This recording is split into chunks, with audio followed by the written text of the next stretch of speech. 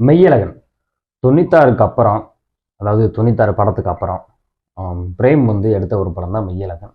ஒரு 6 வருஷம் கேப் அப்படின்னு வச்சுக்கோங்க. 96 வந்து பார்த்தீங்கன்னா, பயங்கரமா வந்துட்டு விமர்சன ரீதியாவும், மக்களுடைய வரவேற்பு பெற்ற ஒரு படம் அப்படின்னே சொல்லலாம். நிறைய படங்கள் வந்து விமர்சனம் நல்லா இருக்கும். அதே டயத்துல மக்கள்கிட்ட போய் அந்த படம் வந்து சென்றடைஞ்சிருக்காது. கேட்டா அந்த படம் வந்து ரொம்ப ஸ்லோவா இருந்துச்சு. அந்த படம் வந்து எங்களுக்கு வந்து கனெக்ட் ஆகல.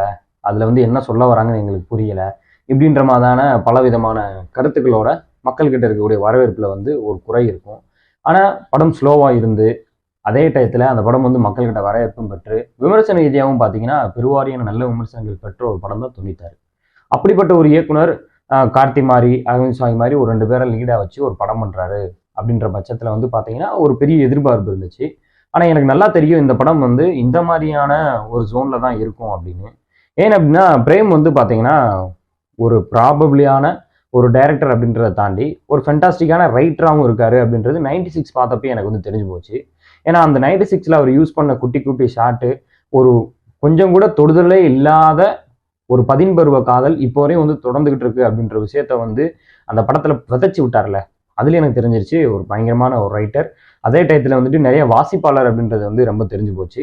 கிட்டத்தட்ட இந்த மெய்யழகன் அப்படின்ற இந்த படமே வந்து பாத்தீங்கன்னா ஒரு கள ஆய்வை எடுத்து அதை உட்காந்து அதுல கொஞ்சம் சில விஷயங்களை ஆராய்ஞ்சு அதை வந்து ஒரு நாவலாவோ ஒரு புத்தகமாவோ அல்லது ஒரு எழுத்தாவோ எழுதுனா மட்டும்தான் இந்த மாதிரியான ஒரு கதையா வந்து உருவாக முடியும் அப்படின்னு என்னால வந்து படம் பார்க்கும்போது வந்து தோணுச்சு. அதுக்கேற்ற மாதிரியே முன்னாடியே சில பேர் சொல்லியிருந்தாங்க.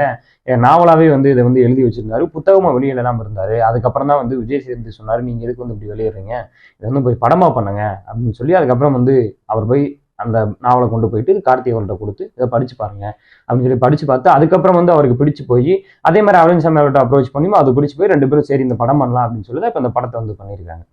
இந்த படத்துல இந்த 2 கேரக்டர்ஸை வச்சு பிளே பண்ணி கடைசி வரையும் வந்து ஹோல்ட் பண்ற ஒரு ஸ்கிரீன் பிளே இருக்குல்ல, அந்த இடத்துல வந்து பாத்தீங்கன்னா ஒரு ஸ்கிரீன் ரைட்டரா வந்து பிரேம் அவர்கள் வந்து சக்சஸ்ஃபுல்லியா வந்து பண்ணியிருக்காரு அப்படின்னு எல்லாம் சொல்ல முடியும். ஒரு சில இடங்கள்ல வந்து பாத்தீங்கன்னா லேக் இருக்கு. அதே மாதிரி வந்து சில சீன்கள் வந்து பிளேஸ்மெண்ட் பண்ண இடங்கள்ல வந்து பாத்தீங்கன்னா குறை இருக்கு அப்படின்னு சொல்லலாம். ரொம்ப குறிப்பா சொல்லணும் அப்படின்னு பாத்தீங்கன்னா செகண்ட் ஹாஃப்ல இருக்கக்கூடிய ஒரு 2-3 சீன் வந்து அந்த காவிரி ஆற்றுல உட்காந்துக்கிட்டு அந்த பேசக்கூடிய அந்த கரிகாலன் சோழனை பற்றி அந்த தூத்துக்குடி ஸ்டைல துப்பாக்கியோட பற்றி இந்த மாதிரியான விஷயங்கள்லாம் வந்து பேசுற இடங்கள் வந்து பாத்தீங்கன்னா பிளேஸ் பண்ணப்பட்ட இடம் கொஞ்சம் வந்து லேகா இருந்துச்சே தவிர மித்தபடி வந்து மற்ற எல்லா போர்ஷன்ஸுமே வந்து பாத்தீங்கன்னா ஒரு ஸ்கிரீன் ரைட்டிங்கை வந்து ரொம்ப சூப்பராகவே வந்து பண்ணியிருந்தாரு. ஸ்கிரிப்ட் வைஸாவே வந்து பாத்தீங்கன்னா ஒரு சூப்பர் ஸ்கிரிப்டா வந்து இதை வந்து எழுதிட்டனால எனக்கு தெரிஞ்சு ஸ்கிரீன் பிளே பண்றது வந்து பாத்தீங்கன்னா ரொம்ப ரொம்ப கஷ்டம். ஏன்னா வந்து ஒரு புத்தகத்தின் வாயிலாக இந்த கதையும் இதுல பேசக்கூடிய கதாபாத்திரங்களுடைய கருத்துக்களும் மக்கள்கிட்ட போய் சேர்றது வேற. அதுவே ஒரு திரைமொழியில ஒரு திரைப்படமா வந்து காட்சி வடிவத்துல போய் சேர்றது வேற. ஏன்னா ரெண்டுவோட பர்ஸ்பெக்டிவே வேற மாதிரி இருக்கும். ஏன்னா அந்த புத்தகத்துல படிக்கும் பொழுது அவங்களுக்கு தேவையான ஒரு விஷுவல்ஸா அவங்களா வந்து மைண்டுக்குள்ள வச்சுக்கிடுவாங்க. ஆனா இதுல வந்து குறிப்பிட்ட ஒரு விஷுவல்ஸ்குள்ள அப்படி சொல்லும் பொழுது அந்த விஷுவல் வந்து ஆடியன்ஸுக்கு அட்மைரிங்கா இருக்கணும், பிடிக்கணும் அப்படின்றதுதான் ஒரு பெரிய ஒரு சிக்கலான விஷயம் இந்த மாதிரியான ஒரு ஸ்கிரிப்ட்ல. இப்போ ரீசெண்ட் டைம்ஸ்ல நம்ம பார்க்கக்கூடிய படங்கள்ல வந்து பாத்தீங்கன்னா கிளைமேக்ஸ்ல வந்து ஒரு பெரிய கேமியோ இருக்கணும், பயங்கர ட்விஸ்ட் இருக்கணும். அதுக்கப்புறம் வந்து பாத்தீங்கன்னா மாசான பிஜிஎம்ஸ், ஃபைட் சீக்வன்ஸ் இந்த மாதிரியான விஷயங்கள்லாம் இருக்கணும்.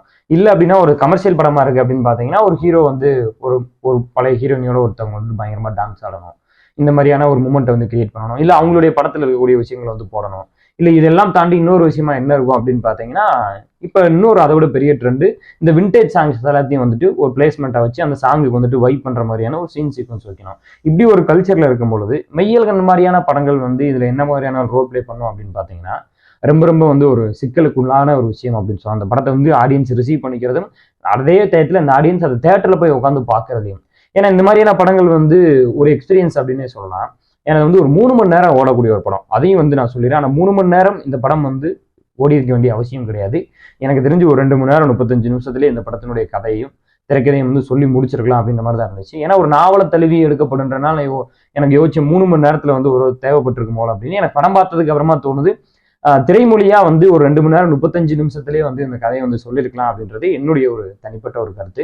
ஆனா படம் பார்த்து முடிச்சதுக்கு அப்புறம் தான் எனக்கு தெரிஞ்சு இந்த படம் வந்து 3 மணி நேரம் அப்படின்றதே நான் வந்து புக் மை ஷோல திரும்ப போய் பார்த்ததுக்கு அப்புறம் தான் தெரிஞ்சுக்கிட்டேன். நான் ஏன் திரும்ப போய் புக் மை ஷோல போய் பார்த்தேன் அப்படின்னா எனக்கு வந்து கொஞ்சம் ஒரு சில குறைகள் இருந்துச்சு. எந்த இடத்துல அந்த குறைகள் இருந்துச்சு, படத்து நீளமா இருந்துச்சா, சரி எவ்வளவு நீளம் அப்படின்னு பார்க்கும்போது தான் தெரிய வந்துச்சு 3 மணி நேரம். அப்போ ஒரு சில போர்ஷன்ஸை குறைச்சு ஒரு 2 மணி நேரம் 35 நிமிஷமா வந்து இந்த கதையை சொல்லியிருக்கலாம் அப்படின்னு. ஒரு திரைப்படமா பார்த்தோம் அப்படின்னு பாத்தீங்கன்னா முதல் பாதி வந்து அட்டகாசமாக இருந்துச்சு. 2ஆம் பாதியில் தான் நான் சொன்ன அந்த லேக், சின்ன சின்ன லேக் அங்கங்கே இருந்தனால ஒரு சில இடங்கள் நிறைய பேருக்கு வந்து அது கனெக்ட் ஆகாமல் இருந்திருக்கலாம்.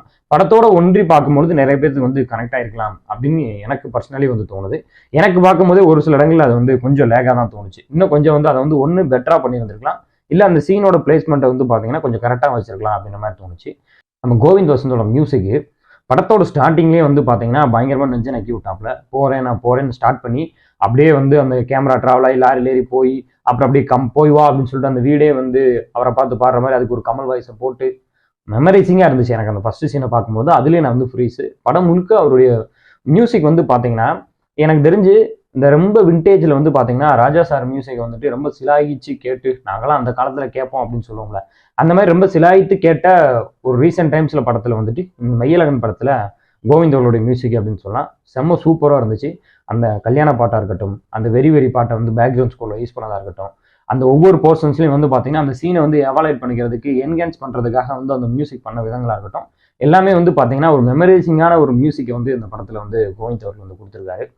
அந்த படத்தினுடைய ரொம்ப முக்கியமாக 2 கேரக்டர்ஸ் வந்து யாருன்னு பார்த்தீங்கன்னா, ஒன்று கார்த்தி, இன்னொன்று வந்து பார்த்தீங்கன்னா அரவிந்த் சாமி. இந்த 2 பேரோட கேரக்டர்ஸை நீங்கள் படம் பார்த்து தெரிஞ்சுக்கோங்க. ஏன்னா அதில் வந்து ஒரு இன்ட்ரெஸ்டிங்கான ஒரு ஃபேக்டரை வந்து சொல்றதுக்காக டேரக்டர் வந்து ட்ரை பண்ணியிருக்காரு. ஆனால் இந்த மாதிரியான படங்கள் வந்து பார்த்தீங்கன்னா ட்விஸ்ட் இருக்கணும், இந்த பேரை வந்து கண்டுபிடிச்சிடணும் இப்படின்ற மொமெண்ட்ஸ்லாம் வந்து அவங்க கிரியேட் பண்ண விரும்பல. அவங்க வந்து ஒரு லைஃப் ஆஃப் ஜேர்னி, அந்த லைஃப்ல நடந்த மூமெண்ட்ஸை வச்சு ஒரு ஸ்க்ரீன் பிளே பண்ணி அது மூலியமான ஒரு அனுபவங்களை நம்மளுக்கு கடத்துறதுக்கான ஒரு படம் தான் அந்த மையலகன் படம் அப்படின்னு நான் வந்து அப்படின்னு முடிவு பண்ணிக்கிறேன். படம் பார்க்குற எல்லாத்துக்கும் அப்படி இருக்குன்னு அவசியம் கிடையாது. என்னுடைய எக்ஸ்பீரியன்ஸை நான் வந்து சொல்றேன். அந்த மாதிரியான ஒரு 2 கேரக்டர்ஸை வச்சு ஒரு ஃபுல் படத்தை வந்து ஹோல்ட் பண்ணும்பொழுது நம்மளுக்கு ஃபர்ஸ்ட் தமிழ்ல நினைவுற படம் யாருன்னு பார்த்தீங்கன்னா அன்பே சிவம். அன்பே சிவம் மாதிரியான ஒரு மாடர்ன் வெர்ஷன் தான் இந்த மையலகன் அப்படின்னு கூட நம்ம சொல்லலாம். அது மட்டும் இல்லாமல் இந்த படம் வந்து லேட்டரா வந்து கண்டிப்பாக வந்துட்டு நிறைய விஷயங்கள் இந்த படத்தில் பேசியிருக்க விஷயங்கள் நிறைய பேசப்படும் அப்படின்னு எனக்கு தோணுது. எனக்கு ரொம்ப படம் வந்ததுக்கு அப்புறம் வந்து பார்த்தீங்கன்னா கார்த்தியோட பர்ஃபார்மன்ஸ் நல்லா இருக்கு, அரவிந்த் சாமியோட பர்ஃபார்மன்ஸ் நல்லா இருக்கு, அந்த மாதிரியான விஷயங்களே வந்துட்டு அதிகப்படியாக வந்து பேசிக்கிட்டு இருக்கக்கூடிய ஒரு சோசியல் மீடியாவில் கண்டிப்பாக கொஞ்ச நாள் கழிச்சு அந்த படத்தில் இருக்கக்கூடிய நிறைய டீகோடிங் சார்ந்த விஷயங்களை வந்து பேசியிருக்கலாம் அப்படின்ற மாதிரி எனக்கு தோணுது. எனக்கு படம் பார்க்கும் பொழுது ஒரு சில காட்சிகள் வந்து பார்த்தீங்கன்னா அந்த மாடு வந்து நிற்கும் போது அந்த ஐயனே வந்து நின்றான் அப்படின்னு சொல்ற அந்த சீனாக இருக்கட்டும், அதுக்கப்புறம் வந்து பார்த்தீங்கன்னா ஒரு சில சீன்களில் வந்துட்டு அந்த ஒரு ரொம்ப கல்ச்சர்டிக்காக வந்து கலாச்சார முறைகளை வந்து காட்டின விதங்களாக இருக்கட்டும், அப்புறம் வந்துட்டு பாட்டையும் முப்பாட்டையும் அப்படின்ற விஷயங்கள் வந்து பேசின விதங்களாக இருக்கட்டும், இது எல்லாமே வந்து எனக்கு படம் பார்க்கும்பொழுது என்ன தோணுச்சு அப்படின்னா கொஞ்சம் மூட நம்பிக்கை சார்ந்த ஒரு விஷயங்களை வந்து பிரேம்குமார் இந்த படத்தில் வந்து கன்வே பண்ணுறதுக்காக ட்ரை பண்ணுறாரோ, இல்லை இதுதான் வந்து நம்மளுடைய கல்ச்சர், இதுதான் நம்மளுடைய கலாச்சாரம் சார்ந்த விஷயம் அப்படின்ற விஷயத்த வந்து ஒரு பதிவு பண்ணுறதுக்காக ட்ரை பண்ணுறாரோ அப்படின்னு நான் வந்து யோசிச்சுட்டு இருந்தேன். ஆனால் ப்ராபப்ளி அதுக்கடுத்து அவர் வச்ச ஒவ்வொரு ஷாட்டுமே வந்து பார்த்தீங்கன்னா எனக்கு வந்து ஒரு மாடு வெளியில் வரும்போது அப்படியே ஒரு பெரியார் ஃபோட்டோவை காட்டுறாங்க. கிட்டத்தட்ட என்ன தோணுதுன்னா நம்ம வந்து ஜல்லிக்கட்டோட வந்து கனெக்ட் பண்ணிக்கிற தோணுது. அதுலயும் சொல்றாரு, ஜல்லிக்கட்டு தடையை பத்தி சொல்றாரு. அப்ப நம்மளுடைய போராட்டம் இங்க என்னவா இருக்கு, அதுக்கு முன்னோடியே யார் இருந்தாரு, பெரியார் தான் இருந்தாரு அப்படின்ற மாதிரியான ஒரு விஷயத்தை வந்து கன்வே பண்றதுக்காக ட்ரை பண்றாரோ அப்படின்னு எனக்கு தோணுச்சு. அதுக்கப்புறம் வந்து பாத்தீங்கன்னா அந்த சிறு தெய்வ வழிபாடு பெரும்பாலும் வந்து பாத்தீங்கன்னா ஊர் நாட்டுகள்ல வந்து இப்ப இருக்கக்கூடிய வழிபாட்டு முறைகளே வந்து மாறிக்கிட்டே இருக்கு. ஆனா நம்மளோட வழிபாட்டு முறையே வந்து இதுதான், சிறு தெய்வ வழிபாடு தான் நம்மளுடைய வழிபாடு அப்படின்ற மாதிரியான விஷயங்களை வந்து காட்டின விதமா அப்படின்ற வகையில் நான் வந்து பார்க்குறேன். அது மட்டும் இல்லாமல் வந்து நம்மளுடைய பாரம்பரியம் என்ன, அந்த ஊருடைய பாரம்பரியம் என்ன, அந்த ஊர் எங்கேருந்து ஆரம்பிக்கப்பட்டுச்சு அப்படின்ற ஒரு வரலாறு. ஏன்னா இன்னைக்கு வந்து பார்த்தீங்கன்னா ஒரு புராணத்தை வரலாறா வந்து மாற்றுறதுக்கான முயற்சி தான் சமீப காலத்தில் இருக்கக்கூடிய அரசியல் கட்சிகளும் ஒரு ஒரு ஒரு தேசிய கட்சிகளும் செய்யறதுக்கான பெரிய வேலையா இருக்கு. அப்படி பார்க்கும்பொழுது நம்ம இந்த மாதிரியான காட்சிகளை பார்க்கும்பொழுது நம்மளுக்கு என்ன தோணுது அப்படின்னா, நம்மளுடைய வரலாறு என்ன, நம்மளுடைய ஊரினுடைய வரலாறு என்ன அப்படின்றது வந்து அறியப்பட வேணும் அப்படின்ற ஒரு பெர்ஸ்பெக்டிவ்ல தான் வந்து நான் அந்த சீனை வந்து நோட் பண்ணேன். அதுக்கு அடுத்தபடியா வந்து அந்த ஸ்டெர்லைட் அந்த மக்கள் போராட்டத்தை வந்து பேசின விதமா இருக்கட்டும், ஒரு ஆப்வியஸ்லி ஒட்டுமொத்த விதமா நம்ம வந்து பார்க்கும் பொழுது இது எல்லாமே வந்துட்டு ஒரு முற்போக்கு சார்ந்தமான ஒரு ரைட்டிங்கை தான் வந்து பிரேம்குமார் வந்து ட்ரை பண்ணியிருக்காரு. நான் கூட ஒரு பிற்போக்குத்தனமான ஒரு மூட நம்பிக்கை பதிவு இந்த படத்துல வந்து நினைச்சிட்டு இருந்தேன். இந்த ஒட்டுமொத்தமா அந்த காட்சியை வந்து முழுசா அந்த சீனை கம்ப்ளீட் பண்ணும்போது தான் நம்மளுக்கு தெரிய வருது ஒரு முற்போக்கான ஒரு ரைட்டிங்கை தான் வந்து பிரேம்குமார் இந்த படத்துல வந்து எழுதுகிறார் அப்படின்னு. இது மாதிரி வந்து சொல்லிக்கிட்டே போற மாதிரியான நிறைய காட்சிகளோட ஒன்று தொடுத்து ரொம்ப அழகா வந்து பாத்தீங்கன்னா தன்னுடைய ரைட்டிங் வந்து பிரேம் வந்து ப்ரெசென்ட் பண்ணியிருக்காரு. இந்த ரைட்டிங் ஏற்ற மாதிரியே வந்து பாத்தீங்கன்னா கார்த்திகருடைய பெர்ஃபார்மன்ஸும் அரவிந்த் சாமியோடைய பெர்ஃபார்மன்ஸும் செம்ம சூப்பரா இருந்துச்சு. எனக்கு அந்த கார்த்தி அவர்களுடைய கேரக்டரை வந்து எவாலுவேட் பண்ணதான் வந்து இந்த படத்துல இருக்கக்கூடிய ஒரு பயங்கரமான ஒரு பிளஸ்ஸா நான் வந்து பாக்குறேன். ஏன்னா அரவிந்த் சாமி அவர்களுடைய கேரக்டர் வந்து பாத்தீங்கன்னா ஆரம்பத்துல இருந்து கடைசி வரை வந்து ஒரு ஃபிளாட்டா இருக்கும். கடைசியா தான் வந்து பாத்தீங்கன்னா அந்த கேரக்டர் வந்து ஒரு எந்துத்தியாசம் அப்படின்ற ஒரு மேட்டருக்குள்ள போகுது.